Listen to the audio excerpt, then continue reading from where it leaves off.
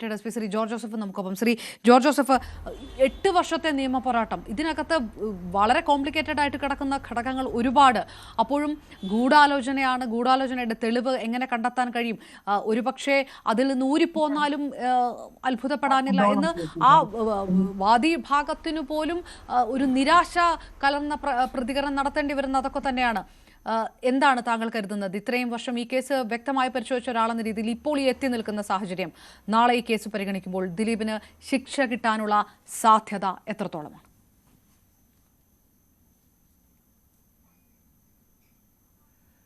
എൻ്റെ അഭിപ്രായത്തിൽ അതിനകത്ത് കോടതിയിൽ വന്നിരിക്കുന്ന എവിഡൻസസൊക്കെ എന്താണെന്നൊക്കെ ഏകദേശമൊക്കെ എനിക്ക് അറിയാം. അതുകൊണ്ട് തീർച്ചയായിട്ടും ശിക്ഷ കിട്ടും.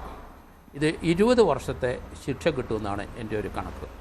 കാരണം അതിനകത്ത് ഗൂഢാലോചന കൃത്യമായിട്ട് തെളിഞ്ഞിട്ടുണ്ട്, 120B തെളിഞ്ഞിട്ടുണ്ട്. കാരണം ദിലീപിൻ്റെ ഡിഫൻസ് അതിനകത്ത് പറഞ്ഞിരിക്കുന്നത്, അത് എവിഡൻസിൽ വന്നിരിക്കുന്നത് ഇയാളുമായിട്ട് പൾസർ സുനിയായിട്ട് യാതൊരു പരിചയവുമില്ലെന്നാണ്. അതെന്തായാലും പ്രോസിക്യൂഷന് കൃത്യമായി 120 ഉണ്ടെന്നും അവർ തമ്മിൽ കണ്ടിട്ടുണ്ടെന്നും 7 സ്ഥലത്ത് വെച്ച് കണ്ടെന്നാണ് കോടതിയിൽ എവിഡൻസ് വന്നിരിക്കുന്നത്. പ്രത്യേകിച്ച് 4 സ്ഥലത്ത് കൃത്യമായി 2 പേരിൽ നിന്ന് സംസാരിക്കുന്നത്, 2 പേര് ആ സന്ദർഭത്തിൽ അത് അവരെ 2 പേരും വിറ്റ്നസ് ചെയ്തവരും കോടതി വന്ന് മൊഴി കൊടുത്തെന്നാണ് ഞാൻ മനസ്സിലാക്കുന്നത്. അതുകൊണ്ട് 120B അതിൻ്റെ ഗൂഢാലോചന കൃത്യമായി പ്രൂവ് ചെയ്യാൻ പ്രോസിക്യൂഷന് ബിജു പൗലോസിനും അതുപോലെ സ്പെഷ്യൽ പ്രോസിക്യൂട്ടർക്കും സാധിച്ചു, അജയകുമാറിന് സാധിച്ചു എന്നാണ് ഞാൻ കരുതുന്നത്. നമ്മളത് അനലൈസ് ചെയ്ത് നോക്കുമ്പം കോടതിക്ക് അത് തീർച്ചയായിട്ടും അതിനകത്തുള്ള 8 പ്രതികളും 10 പ്രതികളുണ്ട്, അതിനകത്ത് 8 പ്രതികളെ ശിക്ഷിച്ചേ പറ്റുള്ളൂ. കാരണം 7 പ്രതികൾ ഉറപ്പാണ്. കാരണം അതിനകത്ത് പൾസർ സുനി അയാളുടെ കൂട്ടാളികളും അത് പ്രൂവ്ഡാണ്, അതിനകത്ത് യാതൊരു സംശയമില്ല. പൾസർ സുനി 7 വർഷം അകത്ത് കിടന്നിട്ടുണ്ടെന്ന് വിചാരിച്ചോണം റിമാൻഡിൽ, അത് റെമിഷനായിട്ട് കിട്ടും. അത് തന്നെയല്ല, അതിനകത്ത് നമുക്കറിയാം പല സിനിമാ നടന്മാരും ധന്യ രാമൻ പറഞ്ഞതുപോലെ അവരൊക്കെ കാലുവാരി, അവരൊക്കെ അതിനകത്ത് ആകെ ഈ കേസിന് അനുകൂലമായി നിന്നവർ 2-3 താരങ്ങളുണ്ട്. കുഞ്ചാക്കോ ബോബനും പൃഥ്വിരാജും ഒക്കെ നിന്നിരുന്നു. എനിക്ക് ഭാമ എന്നേരം എക്സാമിനേഷൻ സമയത്ത് കുറച്ചൊക്കെ മറുകണ്ഠം ചാടുകയും ചെയ്തിട്ടുണ്ട്. പക്ഷേ 2 നടന്മാർ കൃത്യമായിട്ട് പിന്നിൽ നിന്നു. അതേസമയത്ത് മഹാനടന്മാരാരും ഒരു സപ്പോർട്ടും കൊടുത്തില്ല. അവർ അമ്മയുടെ ആൾക്കാരാണ്, ഞങ്ങൾ ആ അതിജീവിതയുടെ കൂടെ ഉണ്ട് എന്നൊക്കെ പറയുമെങ്കിലും അവർക്കാർക്കും ദിലീപിന് എതിരായിട്ട് പറയാനോ പ്രവർത്തിക്കാനോ കഴിയില്ല. കാരണം അവർക്കൊക്കെ എതിരായിട്ടുള്ള പല സാധനങ്ങളും ദിലീപിൻ്റെ കയ്യിലുണ്ട്. ദിലീപിനെ നമുക്കൊക്കെ അറിയാം, നല്ല നടനാണ്. നമ്മളൊക്കെ ഇപ്പോഴും ദിലീപിൻ്റെ സിനിമ എൻജോയ് ചെയ്യുന്നവരാണ്. പക്ഷേ ഈ ഒരു പ്രവൃത്തി ലോകത്ത് അല്ലെങ്കിൽ ഇന്ത്യയിൽ ഒരിടത്തും നടക്കാത്ത ഒരു കൊട്ടേഷനായിരുന്നു അത്. കാരണം ഇത്ര വികൃതമായ രീതിയിലുള്ള ഒരു കൊട്ടേഷൻ കൊടുത്ത് അത് റേപ്പ് ചെയ്യാനായിട്ട് ഒരാൾ കൊട്ടേഷൻ കൊടുക്കുന്ന ആദ്യമായിട്ടാണ് ഞാൻ കാണുന്നത്.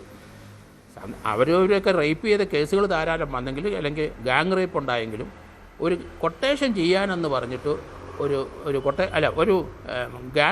റേപ്പ് ചെയ്യാൻ വേണ്ടി കൊട്ടേഷൻ കൊടുത്തു. അതോടൊപ്പം തന്നെ ഇതിനകത്ത് ഈ റേപ്പിൻ്റെ ആക്ടിവിറ്റീസിലൊന്നും ദിലീപില്ല. പക്ഷേ 120B പ്രൂവ് ചെയ്ത സ്ഥിതിക്ക് അതിനകത്ത് മറ്റു പ്രതികൾക്ക് 20 വർഷം ശിക്ഷ കിട്ടിയാൽ അതേ ശിക്ഷ തന്നെ 120Bക്കാരനും കൊടുത്തേ പറ്റുള്ളൂ.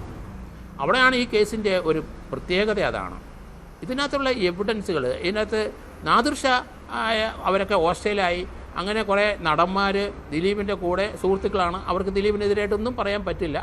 പക്ഷേ നാദിർഷ 30,000 രൂപ ഈ പൾസർ സുനിക്ക് ഇട്ടുകൊടുത്തതിന് എവിഡൻസ് ഉണ്ട്, പണം വന്നിട്ടുണ്ട്. പിന്നെ 1,10,000 രൂപ ആദ്യം കൊടുത്തിട്ടുണ്ട്.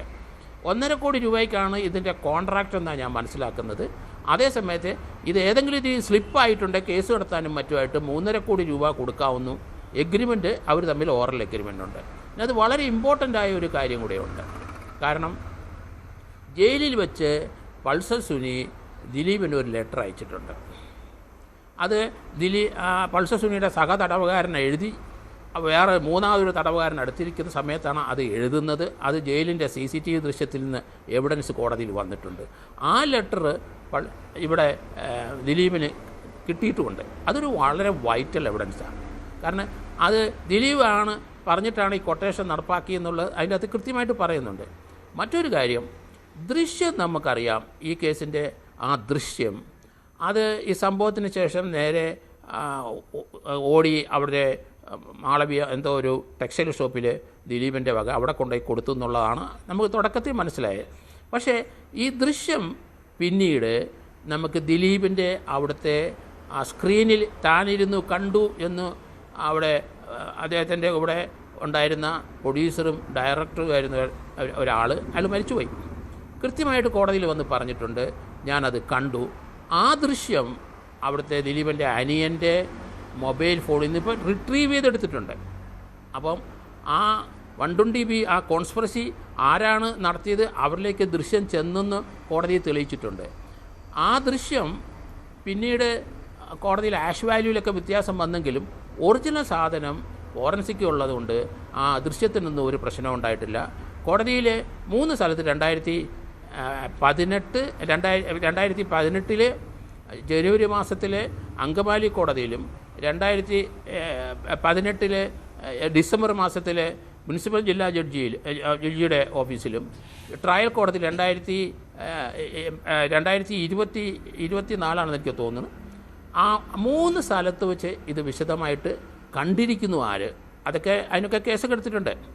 അപ്പോൾ ആ ദൃശ്യത്തിനൊന്നും ഒരു പ്രശ്നമില്ല. കാരണം അത് കൃത്യമായി ദിലീപിൻ്റെ വീട്ടിലിരുന്ന് കണ്ടെന്ന് അത് പറഞ്ഞിട്ടുണ്ട്, അതിനുള്ള എവിഡൻസ് വന്നിട്ടുണ്ട്. അതുകൊണ്ട് എൻ്റെ ഒരു കണക്കുകൂട്ടലിൽ ദിലീപിന് വളരെ ദോഷകരമായ ഒരു വിധി തന്നെ ആയിരിക്കും ഉണ്ടാകുന്നത്, അല്ലെങ്കിൽ കേസ് വിട്ടുപോകേണ്ടി വരും.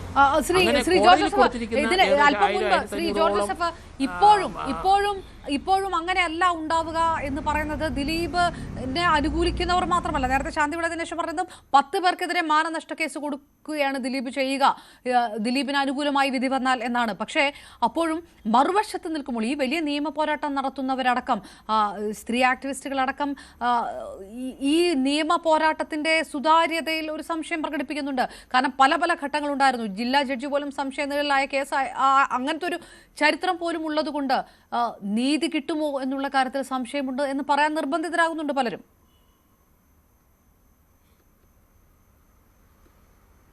ഇല്ല, നീതി കിട്ടും തന്നെ. കാരണം ആദ്യത്തെ കുറ്റച്ചാർജിനകത്ത് നമുക്കറിയാം ഏതാണ്ട് 24-28 സാക്ഷികളെ വിസ്തരിച്ച് കഴിഞ്ഞപ്പം അതിൻ്റെ ആ ട്രയൽ നിർത്തിവെച്ചിട്ട് ഒരു ഫർദർ ഇൻവെസ്റ്റിഗേഷൻ നടത്തി ബൈജു പൗലോസ് എല്ലാവരും. അതിനകത്ത് ഫർദർ ഇൻവെസ്റ്റിഗേഷൻ നടത്താൻ ഒരു എവിഡൻസ് സിനിമാ പ്രൊഡ്യൂസർ ദിലീപിൻ്റെ ഫ്രണ്ട് കോടതി പ്രൊഡ്യൂസ് ചെയ്തു. അതേ സമയത്ത് ആ ഫർദർ ഇൻവെസ്റ്റിഗേഷൻ്റെ മുഴുവൻ ഡീറ്റെയിൽസ് പുതിയ സാക്ഷികളും വന്നു. അതുകൊണ്ട് എൻ്റെ അഭിപ്രായത്തിൽ അതൊക്കെ കൊടുത്തോട്ടെ, അതിനകത്തൊക്കെ ദിലീപിന് സ്വാതന്ത്ര്യമുണ്ട്. പക്ഷേ കോടതിയുടെ മുമ്പിലിരിക്കുന്ന ആ സ്റ്റേറ്റ്മെൻറ്റ്, ആ ഡിപ്പോസിഷൻസ്, അത് തന്നെയല്ലേ പ്രതിഭാഗം രാമപിള്ളയൊക്കെ നല്ല ആർഗ്യുമെൻറ്റ് നടത്തിയിട്ടുണ്ട്, കൗണ്ടറുമൊക്കെ വന്നിട്ടുണ്ടെങ്കിലും പൊതുവായി ആ കുറ്റച്ചാർജ് ബ്രേക്ക് ചെയ്യാനായിട്ട് ദിലീപിൻ്റെ വക്കീലിന് കഴിഞ്ഞിട്ടില്ല എന്നാണ് എൻ്റെ ഒരു നിഗമനം. കാരണം ഒരു ഇൻ ക്യാമറ പ്രൊസീഡിങ്സ് ആണ് അവിടെ കൂടുതൽ നടന്നുകൊണ്ടിരുന്നതെന്ന് നമുക്കറിയാം. അങ്ങനെ ചോർന്ന് കിട്ടിയതൊക്കെ വെച്ചിട്ടാണ് ഇതുവരെ ആൾക്കാർ പറഞ്ഞുകൊണ്ടിരിക്കുന്നത്. എങ്കിലും റിലയബിൾ ആയിട്ടുള്ള കുറേ വിവരങ്ങളാണ് എനിക്ക് കിട്ടിയിട്ടുള്ളതെന്ന് എനിക്ക് തോന്നുന്നത്. അതിൻ്റെ അടിസ്ഥാനത്തിലാണ് ദിലീപിനും പൾസർ സുനിക്കും അവർക്കൊക്കെ എതിരായിട്ട് വളരെ ശക്തമായ എവിഡൻസ് ഉണ്ട്. അത് കോടതി പ്രൂവ് ചെയ്യാൻ സാധിച്ചു എന്നാണ് ഞാൻ കരുതുന്നത്. ഏതായാലും ദിലീപിനെ സംബന്ധിച്ചിടത്തോളം അദ്ദേഹത്തിന് ഈ കേസ് അദ്ദേഹത്തിൻ്റെ ഭാഗം, അദ്ദേഹത്തിൻ്റെ 8ാം പ്രതി എന്നുള്ള സ്ഥാനം, ഗൂഢാലോചന സ്ഥാനം പ്രൂവ് ചെയ്തില്ലെങ്കിൽ ഇത് കോടതിയെ സംബന്ധിച്ചിടത്തോളം പിന്നെ എന്തിനാണ് ഈ കൊട്ടേഷൻ നടത്തിയെന്നുള്ളത് കോടതിയിൽ എവിഡൻസ് ഉണ്ടോ ഇല്ലയോ എന്ന് പറയേണ്ടി വരും. കാരണം പൾസർ സുനി ഇന്നുവരെ ഈ ഒരു കൊട്ടേഷൻ നടപ്പാക്കിയിട്ട് ആ അതിജീവിതയുടെ അടുത്തുനിന്ന് പണം ചോദിക്കുകയോ അവരുമായിട്ട് ബന്ധപ്പെടുകയോ ചെയ്തിട്ടില്ല. ഇതിന് ശേഷം ഈ കൊട്ടേഷൻ നടപ്പാക്കിയ ശേഷം ബന്ധപ്പെട്ടിരിക്കുന്ന ആരാണ്? കോടതിയിൽ നിന്ന് ലെറ്റർ അയച്ചിരിക്കുന്ന ആരാണ്? അത് ദിലീപിലേക്കാണ്. വേറെ ആരും മലയാള സിനിമയിലുള്ള ഒരു നടന്മാരെ പറ്റിയും പറഞ്ഞിട്ടില്ലല്ലോ. ഇതിനകത്തൊരു കൃത്യമായ ഒരു മോട്ടീവ് ഉണ്ട്. കാരണം മഞ്ജു വാര്യർ അവരുടെ ഡിപ്പോസിഷൻ, അവരെയാണ് ആദ്യം PW1 ആയിട്ട് ഇതിനകത്ത് വിസ്തരിച്ചിരിക്കുന്നത്. അവർ കൃത്യമായിട്ട് ഇതിൻ്റെ കാര്യങ്ങളെല്ലാം പറഞ്ഞിട്ടുണ്ട്. അതിനകത്ത് ഒരു ഗൂഢാലോചനയുണ്ട്, അത് ദിലീപിലേക്ക് തന്നെയാണ് ആ ഗൂഢാലോചന അദ്ദേഹത്തിൻ്റെ ഭാര്യയായിരുന്ന അവർ പറഞ്ഞിരിക്കുന്നത്. അതുകൊണ്ട് ആ നടി ഈ ഭാര്യയുടെ അടുത്ത് കാവ്യമായിട്ടുള്ള ബന്ധം ചോർത്തിക്കൊടുത്തതാണ് വൈരാഗ്യത്തിന് കാരണം എന്നാണ്. അതുകൊണ്ടാണ് ഇങ്ങനെ ഒരു കൊട്ടേഷൻ കൊടുത്തത്, ഒരു പാഠം പഠിപ്പിക്കാൻ.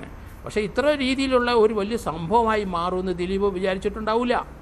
കാരണം മലയാളത്തിലെ നല്ലൊരു നടനാണ്, ധാരാളം സിനിമ പ്രൊഡ്യൂസ് ചെയ്യുന്നുണ്ട്, മഹാനടന്മാരെന്ന് പറയുന്നവരുടെ മുകളിൽ ഉള്ള ഒരു വ്യക്തി തന്നെയാണെന്നാണ് ഞാൻ കരുതുന്നത്. കാരണം അത്ര അഭിനയത്തിൻ്റെ നല്ല തികവ് കാണിക്കുന്ന ഒരു വ്യക്തി തന്നെ. എത്രയോ സിനിമയിൽ എത്രയോ നടന്മാർ എത്ര വ്യത്യസ്തമായ വേഷങ്ങളാണ് നമ്മൾ. അതൊക്കെ ദിലീപിനെ നമ്മളൊക്കെ അപ്രീഷിയേറ്റ് ചെയ്യുന്നു. പക്ഷേ ഇത് ദിലീപാണ് ഈ കൊട്ടേഷൻ കൊടുത്തതെന്നുള്ളതാണ് പോലീസ് കണ്ടെത്തിയിരിക്കുന്നത്. സ്പെഷ്യൽ പ്രോസിക്യൂട്ടർ അജയകുമാർ കൃത്യമായ അത് മൂന്ന് സ്പെഷ്യൽ പ്രോസിക്യൂട്ടർ അത് ഇട്ടിട്ട് പോവുകയുണ്ടായി. പക്ഷേ അജയകുമാർ അചഞ്ചലമായിട്ട് നിന്നു, ബൈജു പൈലോസിൻ്റെ ഒപ്പം നിന്നു. അതിൻ്റെ കോടതിയിൽ കൃത്യമായ രീതിയിൽ അതിൻ്റെ PW1 മുതൽ ഇതുവരെ വിസ്തരിച്ചിരിക്കുന്ന എല്ലാവരുടെയും മൊഴികൾ അവിടെ പ്രൂവ് ചെയ്തിട്ടുണ്ട്. കോടതിക്ക് അത് പരിഗണിക്കാതിരിക്കാൻ കഴിയില്ല എന്ന് തന്നെയാണ് ഞാൻ ദിവ്യ, ഇത് ഒരു പക്ഷേ ഈ അന്വേഷണ ഉദ്യോഗസ്ഥർക്കും നിയമവൃത്തങ്ങളിലും ഇതേ പ്രതീക്ഷയും ഇതേ കാൽക്കുലേഷനുമാണ് ഉള്ളതെങ്കിൽ ഈ പോരാട്ടം